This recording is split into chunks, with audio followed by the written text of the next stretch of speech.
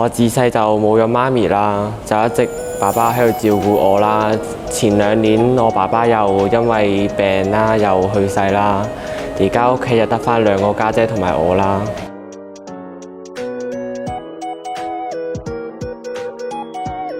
冇咗爸爸之後呢，就屋企好似冇咗個煮飯，冇咗個家庭嘅感覺咯。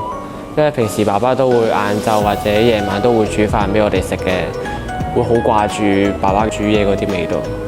因為自己煮唔到出嚟，之後食嘅嘢都要食得好平啊，一係就唔食咯。我好少同人哋講呢啲嘢嘅，我平時都會放喺自己心裏面先咯，好少同人哋講。好少會發脾氣，會克制住自己情緒咯，即係唔會俾個負面情緒俾啲朋友，唔會成日揦口揦面咁樣就令到朋友擔心我咯。好多嘢都噏咗喺個心裏面咯，唔會講出嚟，就可能夜晚先至會發泄出嚟。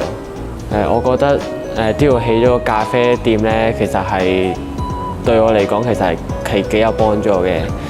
會比較自信啲咯，因為喺度拉呢，可能好多人望啊，就會望住你拉，可能自己會緊張啊。不過拉得多嘅話，就會習慣咗就冇咁緊張咯，可以展現俾人哋睇咯，會睇到自己努力咯。因為拉花唔係一個咁簡單易學嘅嘢咯。自從做咗店長之後，我覺得自信咗咯，同埋信心會多啲咯，開心啲咯。學校啊，好多同學好崇拜佢㗎，因為佢又運動啦，同埋有啲技能，同埋佢又個人心地好，個人品都好啦，咁所以其實係好嘅一個青年人。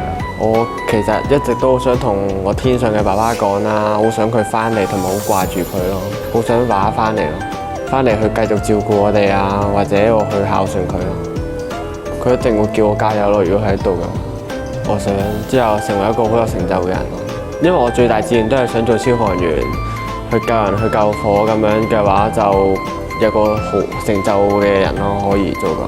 佢會好開心咯，因為佢覺得自己個仔有成就啊，同埋有努力咯。我覺得爸爸都係一個我嘅動力咯，因為佢好多嘢都支持我。如果做咗一個好有成就嘅人呢，我爸爸就會好開心咯。我認為一種幸福係不放棄去堅持。